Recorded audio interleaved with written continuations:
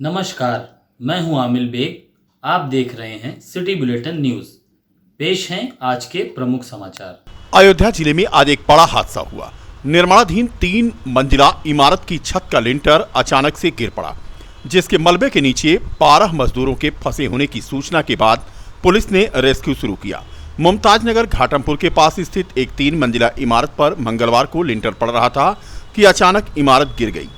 इमारत का लिंटर गिरने से एक मजदूर मोहित, जिसका नाम था, उसकी मौत हो गई, जबकि 11 मजदूरों को सुरक्षित निकाल लिया गया।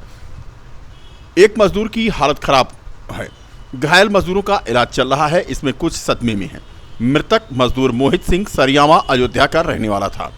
अभी मलबे में और मजदूरों के दबे होने की आशंका है। घटना के समय 30 से ज्यादा मजदूरों के यहां होने की बात सामने आई है। मौके पर पहुंचे एसपी सिटी विजयपाल सिंह और सीओ सिटी ने रेस्क्यू अभियान चलाया। यहां पर देखने वाले इस हादसे को जब देखे तो वह भी सहम गए। यह बिल्डिंग कमर्शियल बिल्डिंग बताई जा रही है और ये एक रिटायर आरटीओ की बिल्डिंग बताई जा रही है। फिलहाल हादसे की जांच शुरू हो गई है। शाम 6 बजे लिंटर पड़ रहा था। एक आधे पोर्शन का लिंटर पड़ चुका था और दूसरी स्थान पर लिंटर डाला जा रहा था कि इसी बीच में लिंटर भरभरा कर गिर गया। इंडस्ट्रियल एरिया के नज़दीक राष्ट्रीय राजमार्ग पर यह निर्माणाधीन बिल्डिंग थी।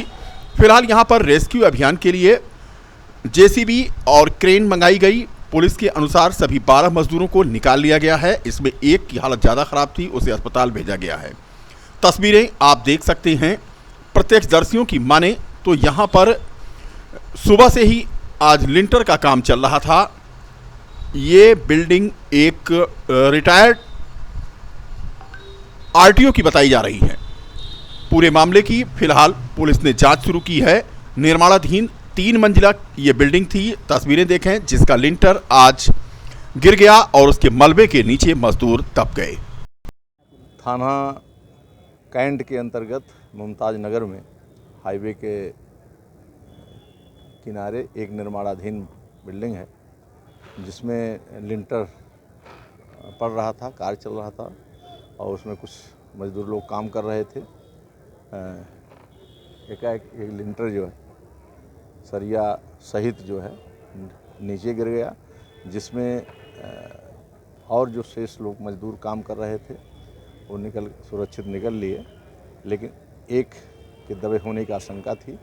जेसीबी लेकर के रेस्क्यू टीम द्वारा इसको और जन सहयोग से यहाँ पर निकलवा करके जिला अस्पताल भेजा गया है और उनके इलाज के लिए भेजा है। स्थिति जो उनकी सीरियस है और बाकी इस घटना के संबंध में जो भी पूछताछ करके जो है जांच की जा रही है। बताया जा रहे हैं कि इसमें टोटल जो है कुल करीब 11-12 लोग, तो टोटल करीब 12 लोग बताए जा रहे हैं, लेकिन सुरक्षित निकल लिए और सब शेष जो है सुरक्षित बताया जा रहा है।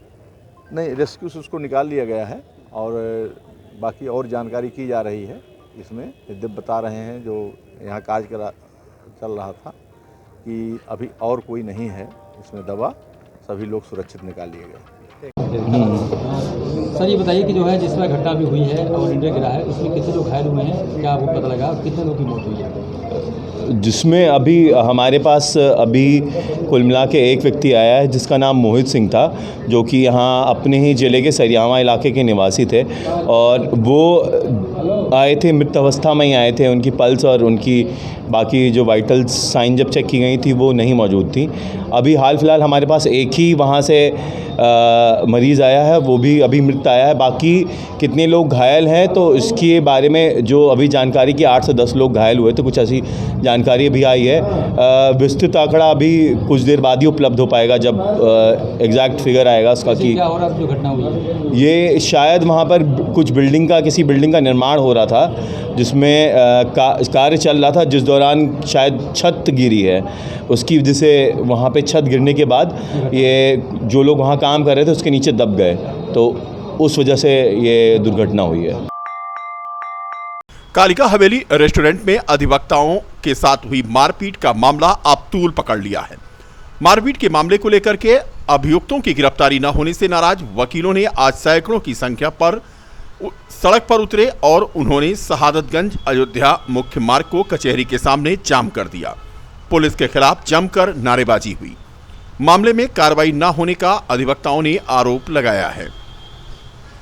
दरअसल इस घटना में 2 अधिवक्ताओं के गंभीर रूप से घायल होने के बाद बार एसोसिएशन के अध्यक्ष कालिका प्रसाद मिश्रा ने पुलिस प्रशासन को अगले 2 दिन का समय दिया था, जिसमें बार एसोसिएशन के सदस्यों ने मांग की थी कि घटना में नामजद और अज्ञात लोगों की तत्काल गिरफ्तारी कराई जाए और रेस्टोरेंट को बंद कराया जाए। उनकी इस मांग के बाद रेस्टोरेंट तो बंद हो गया है, लेकिन अभी तक नामजद आरोपियों की गिरफ्तारी नहीं हुई है। नाराज फैजाबाद बार एसोसिएशन के पदाधिकारियों ने अध्यक्ष कालिका प्रसाद मिश्र के नेतृत्व में कचहरी गेट के सामने मुख्य मार्ग को आज जाम करके जमकर हंगामा किया। इस दौरान जाम खुलवाने गए पुलिसकर्मियों से अधिवक्ताओं की धक्का मुक्की भी हुई। अधिवक्ताओं के हंगामे को देखते हुए यहां पर राहगीर भी परेशान रहे, क्योंकि सड़क काफी देर तक जाम थी। एसपी सिटी विजयपाल सिंह ने बताया कि सभी नामजद आरोपियों की गिरफ्तारी के प्रयास किए जा रहे हैं। जल्दी ही उन्हें गिरफ्तार कर लिया जाएगा। बता दें कि अयोध्या में बीते 13 अगस्त की रात शहर से सटे अयोध्या लखनऊ हाईवे पर थाना कैंट क्षेत्र में बने कालिका हवेली रेस्टोरेंट में अधिवक्ताओं और रेस्टोरेंट कर्मचारियों के बीच मारपीट हुई थी, जिसमें 2 अधिवक्ताओं को चोट आई थी। पहले से तय था, पुलिस वालों ने मुलजिमों को पकड़ा नहीं और पैसा ले करके अनुचित लाभ से जो है टालाते रहे। मुलजिम पकड़े नहीं जा रहे हैं, इसलिए हम लोगों ने आंदोलन किया था और जुलूस निकाला है। उनसे पूछिए कि वो मुलजिम को कब लाएंगे। हम तो जान रहे हैं कि मुलजिम पकड़े नहीं जाएंगे, इसलिए वो सब कई अरबपति आदमी हैं और कैंट पहले ही 15 अपराध उनका माफ़ कर चुका है, तो 16वां भी फाइनल रिपोर्ट लगाने के चक्कर में होगा। इसके मुख्य अभियुक्त जब नामजद हैं तो सारे लोग वहीं पर थे, तो पकड़े क्यों नहीं गए? ये चीज़ आप उनसे पूछिए, पुलिस प्रशासन से पूछिए कि आप लापरवाह क्यों हो गए। भारतीय जनता पार्टी जैसे कार्यकाल में वो लोग इतना दिनंकुश हो गए हैं कि पैसे रुपए ध्यान नहीं, मतलब पैसे रुपए या किस चीज़ की स्थिति में वो आकर के मुलजिमों को पकड़े ही नहीं। वजह क्या थी? यहाँ से मुश्किल से 5 किलोमीटर पर कालिका हवेली ढाबा है और कालिका हवेली ढाबा पर आए दिन डायल 112 और ये कोतवाल, ये कैंट और तमाम गाड़ियाँ पुलिस की खड़ी रहती। वहाँ करती क्या ये नहीं पता है, लेकिन जब वकील मारे गए तो परस से पुलिस प्रशासन का था। अब वकील 2 जीवन मौत के बीच जूझ रहे हैं, उनकी सुरक्षा भी हटा ली गई है और उनको सहयोग नहीं दिया जा रहा। मुलजिम शरेआम घूम रहे हैं, खुलेआम घूम रहे हैं और उनका होटल भी चल रहा है।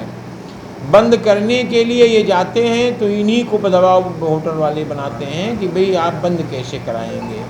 तो बंद कराने का हमारा उद्देश्य नहीं है। मुलजिम जिन्होंने अपराध किया है उनको गिरफ्तार होना चाहिए। कुल मिलाकर के पुलिस प्रशासन से आप पूछिए कि वो मुलजिम को कहाँ रखे हैं और कब वो लेके आके पकड़ के कोर्ट में हाजिर करेंगे। राजस्थान के जालौर जिले में एक दलित छात्र की हत्या के मामले को लेकर के विभिन्न संगठनों के लोग पूरे प्रदेश में धरना प्रदर्शन करके आरोपियों के खिलाफ सख्त कार्रवाई की मांग कर रहे हैं। इसी को लेकर डॉक्टर अंबेडकर युवा संगठन अयोध्या के कार्यकर्ताओं ने शहर के सिविल लाइन स्थित तिकोनिया पार्क में धरना प्रदर्शन किया और दोषी को कड़ी से कड़ी सजा देने की मांग की। इस घटना के संबंध में राज्यपाल को संबोधित एक ज्ञापन भी प्रेषित किया। डॉक्टर अंबेडकर युवा संगठन के संस्थापक निर्मल बौद्ध ने बताया कि दलित छात्र की हत्या केवल उसकी जाति देखकर की गई। दलित जैसे पहले मनुवाद का शिकार था। इस घटना से यह प्रतीत होता है कि दलित अभी भी मनुवाद के प्रकोप से उबर नहीं पा रहा है। राजस्थान सरकार ने बच्चे की मौत की कीमत केवल 5 लाख रुपए लगाई है, जो कतई बर्दाश्त नहीं किया जाएगा। निर्मल बौद्ध ने बताया कि अगर उस बच्चे ने अपनी प्यास बुझाने के लिए पानी पी लिया था तो उसकी क्या गलती थी। फिलहाल एक ज्ञापन राज्यपाल को सौंप करके दोषी के विरुद्ध कड़ी कार्रवाई की मांग संगठन ने की है। शहर के सिविल लाइन क्षेत्र में स्थित वात्सल्य डाटा सॉल्यूशन प्रांगण में शहर के मशहूर वरिष्ठ बाल एवं शिशु रोग विशेषज्ञ डॉक्टर के.एन. कौशल द्वारा ध्वजारोहण किया गया। इस संबंध में जानकारी देते हुए डॉक्टर के.एन. कौशल ने बताया कि प्रत्येक वर्ष 15 अगस्त के मौके पर यहां पर ध्वजारोहण किया जाता है। इस दौरान यहां के कर्मचारियों को देशभक्ति से संबंधित जानकारी भी दी गई।